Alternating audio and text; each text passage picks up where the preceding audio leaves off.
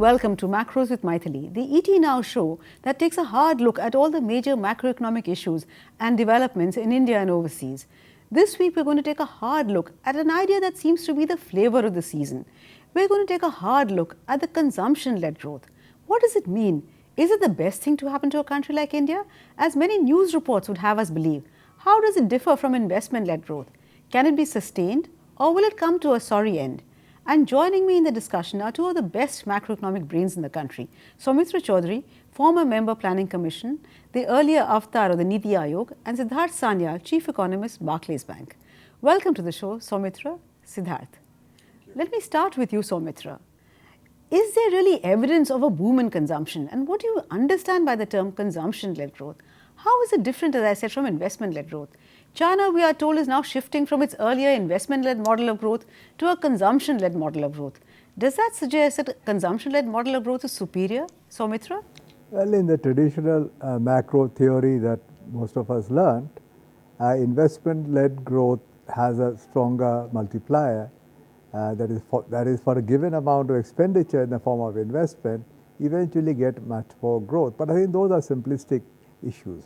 The point is that investments happen when people feel that investments will give them more revenue. That is when unutilized capacity starts diminishing. In most situations, people are optimistic, but in certain situations, people become very cautious. And I think today that is one of the situations. People have become cautious and are looking at their unutilized capacity and looking at the loan book and are basically saying that till we are more sure that actually demand will pick up, we'll live with this excess capacity, we'll live with this our current levels of investments, current level of fixed capital, because that is going to be adequate. So in that situation, when investment sort of slows down, the regular consumption growth, that is because of real incomes growth, consumption does continue to grow, gives you a kind of momentum which mostly, for example, all OECD countries essentially have consumption-led growth. Because they don't have a big investment problem, the capacity is up there, income growth is slow, and consumption growth is about all you got. Now, if your income growth becomes fast and future stock of consumers, the number is going to increase, that's when investment demand becomes much more relevant. So I think, yes, you can have consumption demand. There are some sectors doing quite well, like motor cars and two-wheelers, which are growing at double-digit numbers, and some sectors are not doing well, like textiles and garments. Electronics are doing reasonably well, so it's a bit patchy, but there is some growth in consumption. Unfortunately, the same can't be said as far as investment products are concerned. Let me toss that same question to you, Siddhartha. Do you see evidence of a consumption boom? Because if you look at the numbers, and I quote, they say that apparently passenger vehicle sales, which grew only 3.7% year on year and 7.3% in financial years 14-15 and 15-16, now is growing at a close to 18%. So do you agree that there does seem to be a consumption growth happening? And would you agree with Saumitra's assessment of a consumption-led growth? And normally when we talk about consumption, whose consumption are we talking about? The corporate sector, the government sector, the household sector? Because actually if we look at consumption, except for the government, which can get away by over-consuming, either by borrowing more or printing more notes. But even there, surely there's a cost to both these routes. So to my question to you is, A, is there a consumption growth in your eyes, or do you see it patchy as Saumitra does? And whose consumption, which sector are we talking about? And is there an automatic limit to the kind of consumption growth one can have in these other sectors? Siddhartha? Yes, I tend to agree with Dr. Chaudhary on that, in the sense, yes, you are seeing some improvement in consumption, but they are still in pockets in case of India as of now. In case some of the segments, you might be seeing a very high number, not because they are really growing at a massively rapid pace for a very long time, to a great extent because they had been lagging a lot for the last few years possibly. So if you see on an average, a consumption growth number, overall private segment consumption growth number of 7 to 8% in case of India is a decent number. It's kind of an average. As a whole, we are still in that range. We are not really massively overheating in terms of overall consumption. In fact, there had been years in the recent past, 3-4 years back, when this number had actually gone down to the 5% handle, which was relatively unusual. So compared to that, I would say the current consumption uptake is more of normalization rather than any massive boom or overeating. Some of the segments, as for example autos, etc., which you mentioned, to an extent there has possibly we are seeing some kind of rebalancing at the moment once again in favor of urban consumption in the last 1 or 2 years, which had not been the case in the previous few years. So some of the segments might look relatively stronger, but as a whole I would say we are in the normalization zone rather than overeating. Saumitra, even if we are in the normalization zone, my question is, can increased consumption in itself lead to growth? Because if so, poor countries like India should have no problem, because our per capita consumption of virtually every good and service is way below the average in more advanced countries. So we are always happy to consume more, but can that lead to growth? Ultimately, investment must follow, no, Saumitra? Well, if across the board you have got consumption growth, yes, in the excess capacity is going to get drawn down and investment will follow. We also know that investment takes place, bulk investment takes place in certain critical areas, because you're never always short of everything. You become short of certain things more acutely, and infrastructure used to be our problem. So you tend to get investments in certain critical areas where demand is sort of actually picking up, and this will be basically everybody following someone else.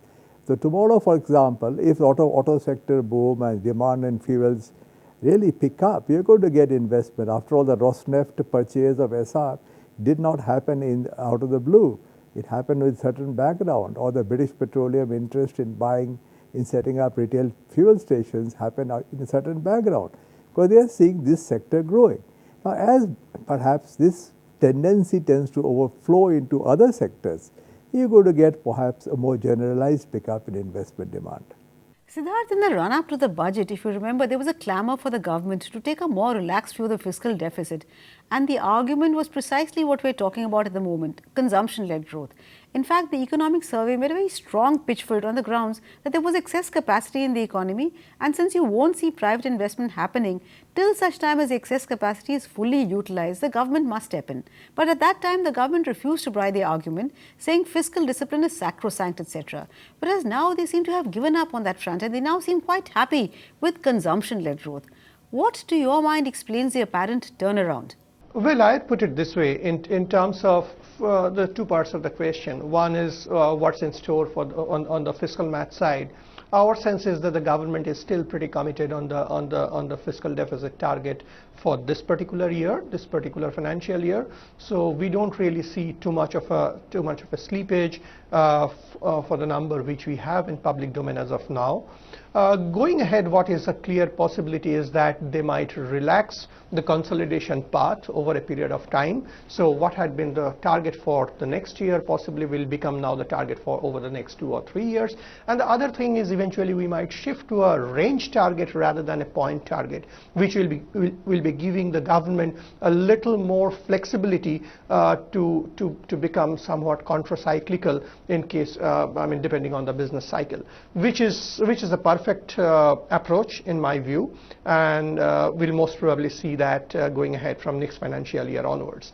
In terms of the second part of your question about the consumption-led model, I think the important thing here is per se a consumption-led growth is not bad, especially in case of India. There is a natural tendency of demand-side support, so no point trying to stifle that.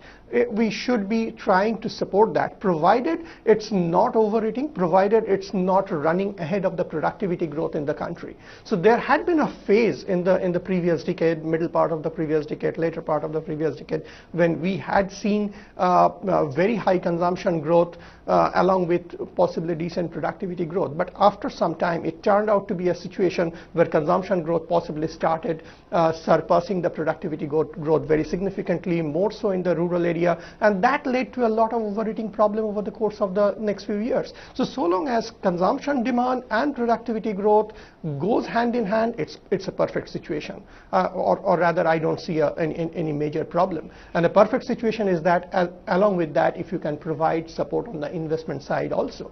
Now, as of now, the current government's approach had been to provide a bit of support in case of some key investment areas, for example, road, railways, power segment. They had been getting some kind of momentum for different sets of reasons. I think if that particular bucket in terms of the infrastructure areas can be extended over a period of time, that's the ideal situation. But whether the government would be having the fiscal muscle power to do that or not, we have to wait for that. Saumitra, Siddhartha makes a very relevant point. How do you match the two? Because since increased consumption by definition widens the savings investment gap, isn't there a danger of what he pointed out of overheating, giving rise to inflation, which then necessarily means you have to clamp down by the monetary authorities, and that could potentially harm growth. Alternatively, it could spill out onto the external sector and lead to a very high and unsustainable current account deficit, as happened both in the late 1980s as again during the recent high growth period between 2003 and 2009. So isn't there a danger of consumption-led growth leading to these kind of subsequent problems, Saumitra? No, I don't think so at all. Okay. And the reason I don't think so is, well, what happened in the late 80s, I think is totally irrelevant in today's context. And in the mid 2003 to 2009 period, I think it wasn't just consumption-led growth. There was many things happening simultaneously. A lot of energies which are being tapped into, and I think that certainly perhaps created a certain degree of overheating. Our situation today at the moment, the current account deficit is running at, I think, about less than 0.5% of GDP. Total current account deficit for the year probably about $15 billion or less. Financing that is not an issue. So I don't think those stresses are there. Similarly with the fiscal deficit, let us remember that even with 3.5% fiscal deficit, with a nominal GDP growth of 9 or 10%, you are actually going to get a decline in indebtedness. The end of the year, the total debt to GDP ratio is going to be less than we began the year in. So we are in a fairly reasonably comfortable zone, and if we sort of make some marginal adjustment this way or that way, I think it is something that you can do, which you cannot do when your fiscal deficit is 7% of GDP. So there is a qualitative difference in the degrees of freedom that you have when you are down to 3%. And the states also are not running up a big fiscal deficit number. I agree with Siddhartha when he says this year I think they are not have a problem. Next year onwards we will see. But as I said again, 3% level, 3.5% level doesn't really make that much of a difference when you are growing at, as long as the nominal GDP is growing at around 8, 9, 10%, I think things are all right. Well, I've got two economists agreeing with each other, and I seem to be the only skeptic around, have my doubts about consumption-led growth. But I'm afraid on that note, it's time for us to slip into a very short break. But please do stay with us. We'll be back very soon.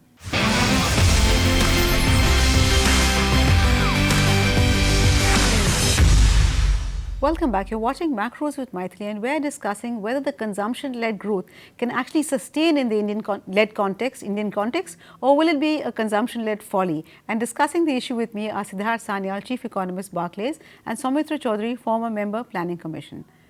Siddhartha, before the break, I think both Saumitra and you were more or less agreed that consumption-led growth might not be a bad thing in the Indian circumstances of today. And economists really like to talk about things like fiscal multiplier, how much it is and how much benefit it can give us. But surely the fiscal multiplier is more when taxpayer money is spent on capital formation rather than paying salaries, higher salaries to a section of the population in a bid to get them to spend more. So why doesn't the government use the same money to invest and crowd in investment rather than crowding out investment, which is what they are doing virtually by trying to stimulate consumption by giving people more money in their pockets? Siddhartha? Well, some amount of it is unavoidable. So, if you, by saying that, if you're referring to the pay commission or something similar, it's some kind of almost statutory requirement that you do it, say, every 10 years. The only difference this time had been it has come with without the usual lag of 3-4 years, which we are accustomed with. So that way, it's unavoidable. It's not really discretionary at the part of the government. I think the important thing is whether it's being kept within a decent proportion. My sense is that it's not It's not dramatically high, not dramatically low. So I would rather say it's a decent number. So the key challenge for the government would be that let us take it this way, they don't have the option to cut down on this expenditure altogether. The key challenge is that after meeting this some of these expenses, whether they can still channelize some amount of money into decent usage in terms of capital building. And to some extent we are seeing it in the recent years, so long as it continues. And as I mentioned, it's being seen in some of the pockets, some of the segments, maybe driven more by some of the ministries. If that particular basket keeps expanding, I think we'll be in a happy position. But as of now, I don't necessarily see this current situation as a very negative situation. For example, there had been situation in recent past, in recent history, where we have seen a exceptionally high amount of money often had been spent on some of the schemes targeting possibly the rural segment, etc., where money was going there. I understand the need for redistribution of wealth to an extent, but at the same time there was a phase when money was going a lot more in one particular segment without commensurate uptick in productivity in those segments. I think there it becomes, so if you follow the model of employment generation for the sake of employment generation, or you tend to give higher administered prices for the same produce, then if it continues for a while, then possibly it's more inflationary and not so much of productivity boosting, which is a risk. I don't really see that as of now. Saumitra, would you agree with Siddhartha that the government really didn't have a choice? And is this the best use of taxpayer money, to use the money to pay bureaucrats who are already quite well paid? You factor in their non-monetary benefits, rather than use it for productive investment, roads, bridges, railways, what have you, so many other things which perhaps have a much higher fiscal multiplier. And also I wanted to ask you another question, that we've tried this consumption-led growth twice in the past with disastrous consequences. So what explains the sudden fascination once again with consumption-led growth? Is it because we've tried virtually everything else and this is the only way we can go? Saumitra? Actually, there's so many things you said I cannot agree with. Okay, that please. It will be difficult for me to No, please do feel free to disagree. run them down one by one. Okay. First, I'll take it up somewhat differently. The first issue is regarding the fiscal multiplier. Now, irrigation is a great thing. The irrigation canal certainly increased productivity of the farming sector.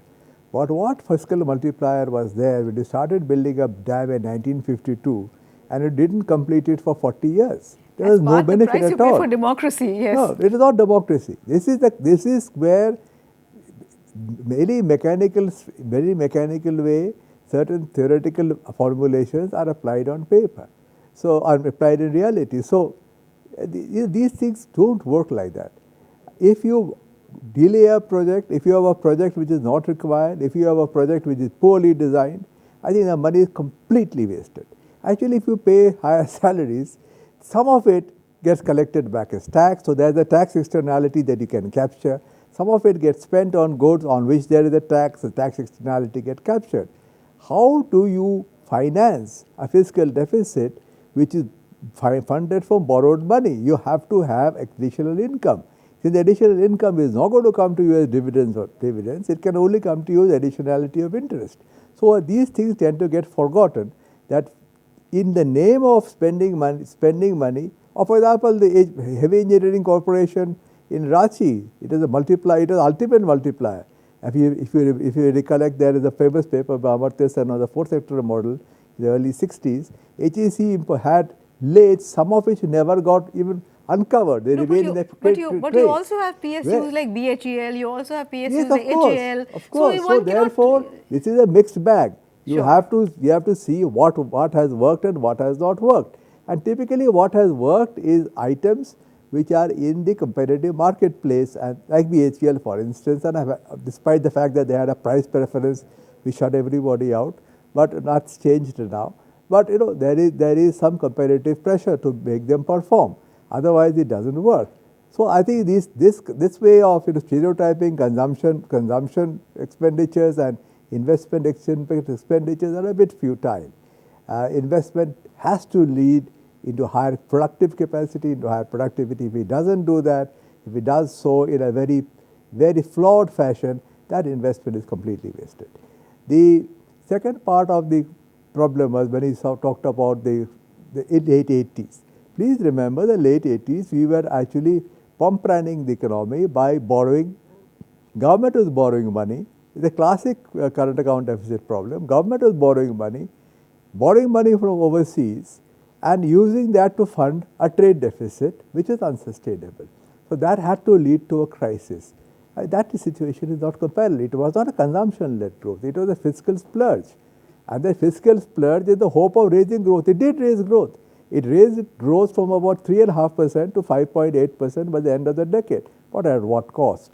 So what has to be very specific in separating these issues. And unfortunately, there was no second, great second disaster. There was no second disaster. These are minor adjustments which have to happen from time to time. At some points in time, you will have an economy in an upswing where everybody thinks is doing so well, everybody jumps into the bandwagon to invest more money, and that's when things can get a bit out of control. Just like now people are everybody being cautious, and that excessive caution spread across everybody isn't so good for the economy. So that's Saumitra gave a very fierce defense of the present growth, saying that this is, investment can also be faulty in many ways if it's done in the wrong areas. But having said that, should growth lead investment or does investment lead growth? Can you really think in terms of growth resulting in higher investment, or does it necessarily have to be that investment must create the growth? Siddhartha? Well, I think it's almost like a chicken and egg kind of a question, and in this particular case, there is a very clear bidirectional causality over a period of time. So if you actually see growth, that means you will be utilizing your existing capacity a lot more, and if you have clarity about growth going ahead, you will be, as an entrepreneur, I will be spending more money in terms of building up more capacity and thus more investment.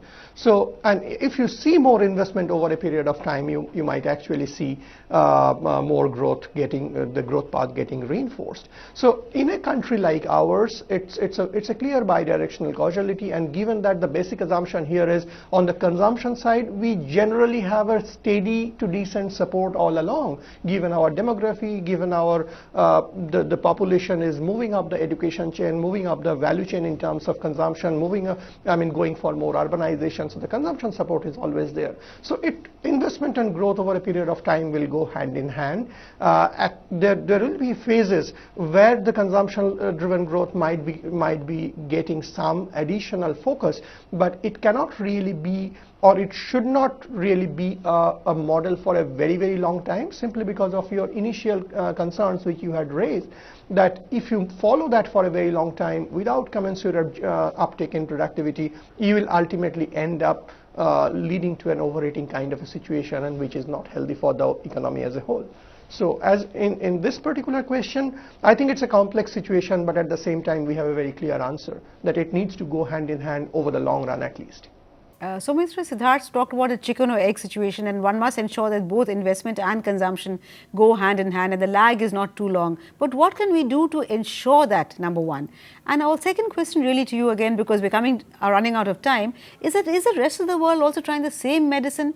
And can the whole world be consumers? There's the entire issue of the savings glut that we talked about in the past. Can everybody in the world be a consumer? After all, somebody must be investing. And if you look at GFCF, gross fixed capital formation, growth was high only in the years when investment was high. So, Saumitra? You're introducing so many subjects when you're about to conclude. So, but I really don't have time, and I want to get you into all these. Okay. Let's just be very brief about this. You see, the OECD countries have essentially, they have mature, their employment pool is not growing, they'll have a 2%, probably 2% growth rate, they'll be happy with that. That doesn't require external investment. Second is, the idea that you need to invest from the outside is essentially driven by Keynes, and Keynes was writing in the Great Depression, where there was vast amounts of unutilized capacity. Thinking was about boosting demand. So you must see that one intervention in a unique situation is not something that you can generalize across all situations. Yes, investment decisions in a situation like India, which is a mature economy, still developing, certain pockets you can certainly invest in a limited sense. But ultimately, if incomes do not rise and therefore consumption does not rise, then investment does not get supported. So, but I'm afraid we've completely run out of time, so I'll have to end this discussion here. Clearly, consumption-led growth is not as simple as it sounds. Though we would like to have it lead to investment, we really do not know when and how long it will take for that investment to follow. The trick really is to ensure that supply rises in tandem with rising demand, a tall order at the best of times. Leads and lags are inevitable, and the price for demand running much ahead of supply could prove costly in the short term, at least, as it has in the past. Will we be more lucky? Saumitra seems to think that we will, but we'll have to wait and see. Thank you so much, Saumitra and Siddhartha, for joining me in the discussion. Thank you also for watching. Remember, we'll be back next week with yet another edition of Macros with Mythili. Till then, it's thank you and goodbye from all of us at ET Now.